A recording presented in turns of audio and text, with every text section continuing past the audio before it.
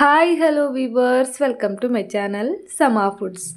ಇವತ್ತಿನ ವಿಡಿಯೋದಲ್ಲಿ ಪರ್ಫೆಕ್ಟ್ ಆಗಿರೋ ಗೋಧಿ ಹಿಟ್ಟಿನಲ್ಲಿ ಮಾಡಿರೋ ಹೋಳಿಗೆ ರೆಸಿಪಿನ ಶೇರ್ ಮಾಡ್ತಾ ಇದ್ದೀನಿ. ಈ ವಿಡಿಯೋನ ನೋಡಿದ್ರೆ ಹೋಳಿಗೆನೇ ಮಾಡೋಕ್ಕೆ ಬರಲ್ಲ ಅನ್ನೋಂಥವ್ರು ಕೂಡ 90% ಪರ್ಫೆಕ್ಟ್ ಆಗ್ತಾರೆ. ಅದು ಅಲ್ಲದೆ ಮಿಕ್ಸಿನ ಬಳಸದೆ ಸಾಫ್ಟ್ ಆ್ಯಂಡ್ ಪರ್ಫೆಕ್ಟಾಗಿ ಹೂರ್ಣನ ಹೇಗೆ ಮಾಡ್ಕೊಳ್ಳೋದು ಅನ್ನೋದನ್ನು ಕೂಡ ಶೇರ್ ಮಾಡಿದ್ದೀನಿ. ವಿಡಿಯೋ ತುಂಬ ಯೂಸ್ಫುಲ್ ಆಗಿದೆ. ವಿಡಿಯೋನ ಪೂರ್ತಿಯಾಗಿ ಸ್ಕಿಪ್ ಮಾಡದೆ ನೋಡಿ. ಹಾಗಿದ್ರೆ ಯಾಕೆ ತಡ, ಬನ್ನಿ ವಿಡಿಯೋನ ಶುರು ಮಾಡೋಣ. ಮೊದಲಿಗೆ ಒಂದು ಕುಕ್ಕರ್ನ ಇಟ್ಕೊಂಡಿದ್ದೀನಿ. ಇದಕ್ಕೆ ಒಂದು ದೊಡ್ಡ ಕಪ್ ಆಗುವಷ್ಟು ಕಡಲೆಬೇಳೆನ ಸೇರಿಸ್ತಾ ಇದ್ದೀನಿ. ಕಡಲೆಬೇಳೆ ಬೇಡ, ಇಷ್ಟ ಇಲ್ಲ ಅನ್ನೋದಾದರೆ ಇದೇ ಥರ ತೊಗರಿಬೇಳೆನಲ್ಲೂ ಕೂಡ ಮಾಡ್ಕೊಳ್ಬೋದು. ಈಗ ಇದಕ್ಕೆ ನೀರನ್ನು ಸೇರಿಸಿ ಒಂದೇ ಸಲ ತೊಳೆದು ತಗೊಳ್ತೀನಿ.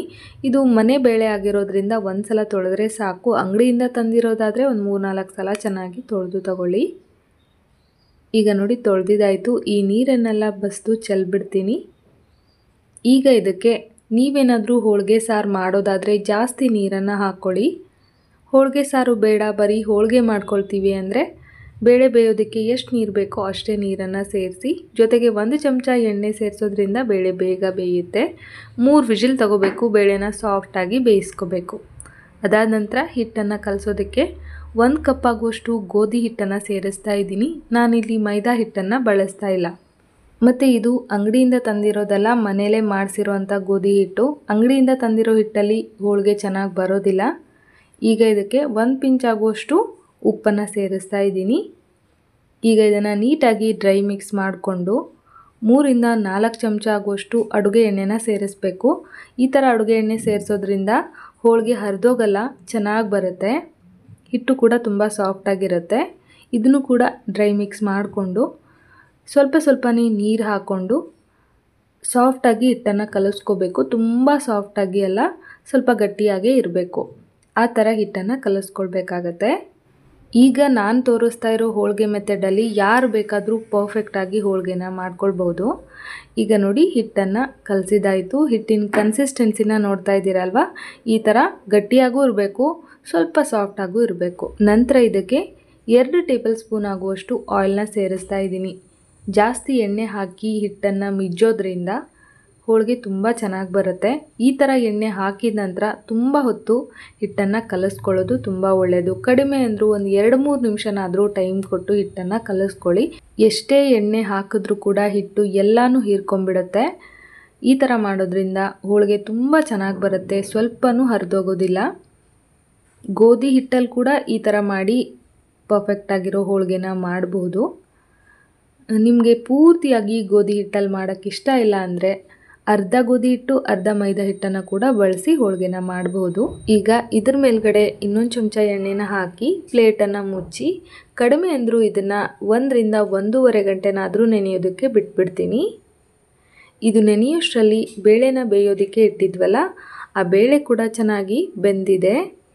ಎಷ್ಟು ಚೆನ್ನಾಗಿ ಬೇಳೆನ ಬೇಯಿಸ್ಕೊತೀವೋ ಅಷ್ಟು ಸಾಫ್ಟಾಗಿ ಹೋಳಿಗೆ ಬರುತ್ತೆ. ಈಗ ನೋಡಿ 3 ವಿಜಿಲ್ ತೊಗೊಂಡಿದ್ದೀನಿ. ಬೇಳೆ ತುಂಬ ಚೆನ್ನಾಗಿ ಬೆಂದಿದೆ. ಒಂದು ಬೇಳೆನ ತೋರಿಸ್ತಾ ಇದ್ದೀನಿ ನೋಡಿ, ಎಷ್ಟೊಂದು ಸಾಫ್ಟಾಗಿ ಬೆಂದಿದೆ ಅಲ್ವಾ. ಇದೇ ಥರ ಸಾಫ್ಟಾಗಿ ಬೇಯಿಸ್ಕೊಳ್ಳಿ, ಇಲ್ಲಾಂದರೆ ಹೂರ್ಣ ಉದ್ರುದ್ರಾಗಿ ಹೋಗ್ಬಿಡುತ್ತೆ. ಈಗ ಈ ಕಟ್ಟನ್ನೆಲ್ಲ ಬಸ್ಕೊಳ್ತಾ ಇದ್ದೀನಿ. ಸ್ವಲ್ಪ ಪ್ರೆಸ್ ಮಾಡ್ಕೊಳ್ತಾ ಬೇಳೆನ ಬಸ್ಕೊಂಡ್ರೆ ಅದರಲ್ಲಿ ಸ್ವಲ್ಪನೂ ನೀರು ಉಳಿಯೋದಿಲ್ಲ, ಇದರಿಂದ ಹೂರ್ಣ ನೀರಾಗೋದಿಲ್ಲ. ಈಗ ನೋಡಿ ಕಟ್ಟನ್ನು ಬಸ್ದಿದ್ದಾಯಿತು. ಇದರಲ್ಲಿ ರುಚಿಯಾದ ಹೋಳಿಗೆ ಸಾರನ್ನು ಮಾಡಬಹುದು. ಹೋಳಿಗೆ ಮಾಡಿದಾಗೆಲ್ಲ ನಾವು ಅದನ್ನು ಮಾಡ್ತೀವಿ. ಹಾಗಾಗಿ ಅರ್ಧ ಚಮಚ ಕಡಲೆಬೇಳೆನ ಅದಕ್ಕೆ ಸೇರಿಸಿ ನೀಟಾಗಿ ಮಿಕ್ಸ್ ಮಾಡಿ ಸೈಡ್ಗೆ ಎತ್ತಿಟ್ಕೊಳ್ತೀನಿ. ಈಗ ಬಸ್ತಿರೋಂಥ ಬೇಳೆನ ಮತ್ತೆ ಅದೇ ಕುಕ್ಕರ್ಗೆ ಸೇರಿಸ್ತಾ ಇದ್ದೀನಿ. ಫ್ರೆಂಡ್ಸ್, ನೀವೇನಾದರೂ ನಮ್ಮ ಚಾನಲ್ನ ಫಸ್ಟ್ ಟೈಮ್ ವಿಸಿಟ್ ಮಾಡ್ತಾ ಇದ್ದರೆ ಪ್ಲೀಸ್ ನಮ್ಮ ಚಾನಲ್ನ ಸಬ್ಸ್ಕ್ರೈಬ್ ಮಾಡ್ಕೊಳ್ಳಿ, ಸಪೋರ್ಟ್ ಮಾಡಿ. ಹಾಗೆ ವಿಡಿಯೋ ಇಷ್ಟ ಆದರೆ ಒಂದು ಲೈಕ್ ಸಹ ಮಾಡಿ.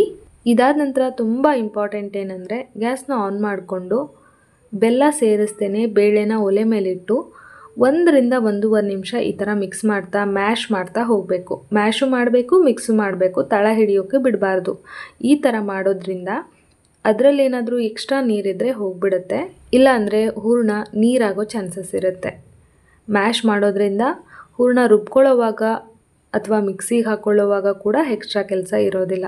ಈಗ ನೋಡಿ 1.5 ನಿಮಿಷ ಆಗಿದೆ. ಹೂರ್ಣದಲ್ಲಿರೋ ಎಕ್ಸ್ಟ್ರಾ ನೀರು ಹೋಗಿಬಿಟ್ಟಿದೆ. ಈಗ ಇದಕ್ಕೆ ಬೆಲ್ಲನ ಸೇರಿಸ್ತಾ ಇದ್ದೀನಿ. ಈ ಥರ ಎಲ್ಲ ಮಾಡಿದ ನಂತರನೇ ಬೆಲ್ಲನ ಸೇರಿಸಬೇಕು. 1 ಕಪ್ ಬೇಳೆಗೆ 1 ಕಪ್ ಬೆಲ್ಲನ ಸೇರಿಸ್ತಾ ಇದ್ದೀನಿ. ನಿಮಗೆ ಸಿಹಿ ಜಾಸ್ತಿ ಬೇಡ ಅಂದರೆ ಒಂದು ಸ್ವಲ್ಪ ಕಡಿಮೆ ಹಾಕ್ಕೊಳ್ಳಿ. ತುಂಬ ಜಾಸ್ತಿ ಸಿಹಿ ತಿಂತೀವಿ ಅಂದರೆ ಚೂರು ಜಾಸ್ತಿ ಹಾಕ್ಕೊಳ್ಳಿ ಅಷ್ಟೇ. ಬೆಲ್ಲ ಹಾಕಿ ಮಿಕ್ಸ್ ಮಾಡೋವಾಗ ಈ ಥರ ತೆಳುವಾಗ್ತಾ ಬರುತ್ತೆ. ಹಾಗೆ ಮಿಕ್ಸ್ ಮಾಡ್ತಾ ಕುದಿಸ್ಕೊಳ್ತಾ ಹೋದಂಗೆಲ್ಲ ಬೇಳೆ ಮತ್ತು ಬೆಲ್ಲದ ಮಿಶ್ರಣ ಗಟ್ಟಿಯಾಗ್ತಾ ಬರುತ್ತೆ. ತುಂಬ ಗಟ್ಟಿ ಮಾಡ್ಕೊಳಕ್ಕೆ ಹೋಗಬೇಡಿ. ಹೂರಣ ತುಂಬ ಗಟ್ಟಿ ಆದರೆ ಹೋಳಿಗೆ ಸಾಫ್ಟಾಗಿ ಬರಲ್ಲ. ಇಲ್ಲಿ ತೋರಿಸ್ತಾ ಇದ್ದೀನಲ್ಲ, ಮೀಡಿಯಮ್ ಆಗಿದ್ರೆ ಸಾಕು. ಗ್ಯಾಸ್ನ ಆಫ್ ಮಾಡ್ಕೊಂಡಿದ್ದೀನಿ. ಈಗ ಇದು ಪೂರ್ತಿಯಾಗಿ ತಣ್ಣಗೂ ಆಗಬಾರ್ದು, ತುಂಬ ಬಿಸಿಯಾಗೂ ಇರಬಾರ್ದು. ಆ ಕನ್ಸಿಸ್ಟೆನ್ಸಿ ಬರೋವರೆಗೂ ಹಾಗೇನಾದರೂ ಬಿಡಿ, ಅಥವಾ ಟೈಮ್ ಇದೆ ಅಂದರೆ ಅಲ್ಲೇ ನಿಂತ್ಕೊಂಡು ಮಿಕ್ಸ್ ಮಾಡ್ತಾ ಸ್ವಲ್ಪ ಬಿಸಿ ಆರಿಸ್ಕೊಳ್ಳಿ. ಈಗ ನೋಡಿ, ಇದು ಬಿಸಿ ಆರಿದೆ, ತುಂಬ ತಣ್ಣಗಿಲ್ಲ. ಈಗ ಇದನ್ನು ಒಂದು ಜರಡಿಗೆ ಹಾಕ್ಕೊಂಡು ಸೌಟಲ್ಲಿ ತಿಕ್ತಾ ಹೋದರೆ ಹೂರಣ ಕೆಳಗಡೆ ಬೀಳ್ತಾ ಹೋಗುತ್ತೆ. ಇದು ತುಂಬ ಈಸಿ. ಹೊರಳು ಕಲ್ಲಲ್ಲಿ ರುಬ್ತೀವಲ್ಲ, ಅದಕ್ಕಿಂತನೂ ಪರ್ಫೆಕ್ಟ್ ಆಗಿರೋ ಹೂರಣ ಇದರಲ್ಲಿ ಸಿಗುತ್ತೆ. ಈ ಥರ ಮಾಡೋಕ್ಕೆ ಇಷ್ಟ ಇಲ್ಲ, ಅಷ್ಟೊಂದು ಟೈಮ್ ಇಲ್ಲ ಅನ್ನೋದಾದರೆ ನೀವು ಮಿಕ್ಸಿನಲ್ಲಿ ಕೂಡ ಇದೇ ಥರ ಮಾಡ್ಕೊಳ್ಬೋದು. ಮಿಕ್ಸಿನಲ್ಲೂ ಹಾಗೆ ತುಂಬ ಬಿಸಿಯಾಗೂ ಇರಬಾರ್ದು, ತಣ್ಣಗಾಗೂ ಇರಬಾರ್ದು. ಯಾವುದಾದ್ರೂ ಒಳ್ಳೆ ಬ್ರ್ಯಾಂಡ್ನ ಸ್ಟೇನ್ಲೆಸ್ ಸ್ಟೀಲ್ ಜರಡಿನೇ ತಗೊಳ್ಳಿ. ಯಾವುದಾದ್ರೂ ಲೋಕಲ್ ಚೆನ್ನಾಗಿಲ್ಲದೆ ಇರೋದಾದರೆ ಒಂದೇ ಸಲ ಹೂರಣಕ್ಕೆ ಕಿತ್ತೋಗ್ಬಿಡುತ್ತೆ. ಈಗ ನೋಡಿ, ಕೊನೆಯಲ್ಲಿ ಈ ಥರ ಉಳಿದಿರುತ್ತಲ್ಲ, ಇದನ್ನು ವಾಪಸ್ಸು ಹೂರಣ ಜೊತೆಗೆ ಮಿಕ್ಸ್ ಆದರೂ ಮಾಡ್ಬೋದು. ಬೇಡ ಅಂದರೆ ಹೋಳಿಗೆ ಸಾರಿಗೆ ಅಂತ ಎತ್ತಿಟ್ಟಿರ್ತೀವಲ್ಲ ಕಟ್ಟು, ಅದ್ರ ಜೊತೆ ಮಿಕ್ಸ್ ಮಾಡಿದ್ರೆ ಸಾಂಬಾರು ತುಂಬ ಚೆನ್ನಾಗಿರುತ್ತೆ, ವೇಸ್ಟ್ ಕೂಡ ಆಗೋದಿಲ್ಲ. ಇದಾದ ನಂತರ ಹೂರಣನ ನೋಡೋಣ. ನೋಡಿ ಎಷ್ಟು ಚೆನ್ನಾಗಿ ಸಾಫ್ಟ್ ಆಗಿರೋ ಹೂರಣ ತಯಾರಾಗಿದೆ ಅಂತ. ಹಿಂದ್ಗಡೆ ಜರಡಿಗಿರೋಂಥ ಎಲ್ಲ ಹೂರಣನೂ ಬಿಡಿಸ್ಕೊಂಡು ನೀಟಾಗಿ ಮಿಕ್ಸ್ ಮಾಡ್ಕೊಳ್ತಾ ಇದ್ದೀನಿ. ನೋಡ್ತಾ ಇರ್ಬೋದು ಹೂರಣದ ಕನ್ಸಿಸ್ಟೆನ್ಸಿ ಪರ್ಫೆಕ್ಟ್ ಆಗಿದೆ. ತುಂಬ ಸಾಫ್ಟಾಗೂ ಇಲ್ಲ, ಅಂದರೆ ನೀರಾಗೂ ಇಲ್ಲ, ಗಟ್ಟಿಯಾಗೂ ಇಲ್ಲ. ಇದಕ್ಕೆ ಈಗ 1/4 ಚಮಚ ಏಲಕ್ಕಿ ಪೌಡರು, ಹಾಗೆ ಒಂದು ಅರ್ಧ ಚಮಚ ಆಗುವಷ್ಟು ಒಣಶುಂಠಿ ಪೌಡರ್ ಅಥವಾ ಜಾಯಿಕಾಯಿ ಪೌಡ್ರನ್ನ ಸೇರಿಸ್ಬೇಕು. ರುಚಿ ತುಂಬ ಚೆನ್ನಾಗಿರುತ್ತೆ. ನಾನಿಲ್ಲಿ ಜಾಯಿಕಾಯನ್ನು ತುರಿದು ತಗೊಂಡಿದ್ದೀನಿ. ಈಗ ಇದನ್ನು ನೀಟಾಗಿ ಮಿಕ್ಸ್ ಮಾಡಿಕೊಂಡು ಬೇರೆ ಬೌಲ್ಗೆ ತೆಗಿತಾ ಇದ್ದೀನಿ. ಕೆಲವು ಕಡೆ ಬೇಳೆ ಹೋಳಿಗೆಗೆ ತೆಂಗಿನಕಾಯಿನ ಸೇರಿಸ್ತಾರೆ. ನಮ್ಮ ಕಡೆಗೆ ತೆಂಗಿನಕಾಯಿ ಹೋಳಿಗೆ ಸಪ್ರೇಟಾಗಿ ಮಾಡ್ತಾರೆ, ಆದರೆ ಬೇಳೆ ಹೋಳಿಗೆ ಜೊತೆಗೆ ತೆಂಗಿನಕಾಯಿನ ಸೇರಿಸೋದಿಲ್ಲ. ನೀವು ಬೇಕಂದರೆ ತೆಂಗಿನಕಾಯಿನೂ ಕೂಡ ಸೇರಿಸಿ ಹೋಳಿಗೆನ ಮಾಡ್ಕೊಳ್ಬೋದು. ಈಗ ನೋಡಿ, ಪರ್ಫೆಕ್ಟ್ ಆಗಿರೋ ಹೂರಣ ರೆಡಿ ಇದೆ. ಇದ್ರ ಮೇಲ್ಗಡೆ ಮುಚ್ಚಿರಬೇಕು, ಇಲ್ಲಾಂದರೆ ಹೂರಣ ಡ್ರೈ ಆಗುತ್ತೆ. ಈಗ ಗೋಧಿ ಹಿಟ್ಟನ್ನು ಕಲಸಿ ನೆನೆಯೋದಕ್ಕೆ ಬಿಟ್ಟಿದ್ವಲ್ಲ, ಹಿಟ್ಟು ಕೂಡ ಚೆನ್ನಾಗಿ ನೆಂದಿದೆ. ಇದನ್ನು ಮತ್ತೆ ಕಲಸೋ ಅವಶ್ಯಕತೆ ಇಲ್ಲ. ಸೈಡಲ್ಲಿ ನಮ್ಗೆ ಎಷ್ಟು ಬೇಕೋ ಅಷ್ಟನ್ನು ತಗೊಂಡ್ರೆ ಆಯಿತು. ನಾನಿಲ್ಲಿ ಎಣ್ಣೆ ಹಚ್ಚಿ ಹೋಳಿಗೆನ ಮಾಡ್ತಾ ಇಲ್ಲ, ಹಿಟ್ಟನ್ನು ಹಚ್ಚಿ ಹೋಳಿಗೆ ಮಾಡ್ತಾ ಇದ್ದೀನಿ.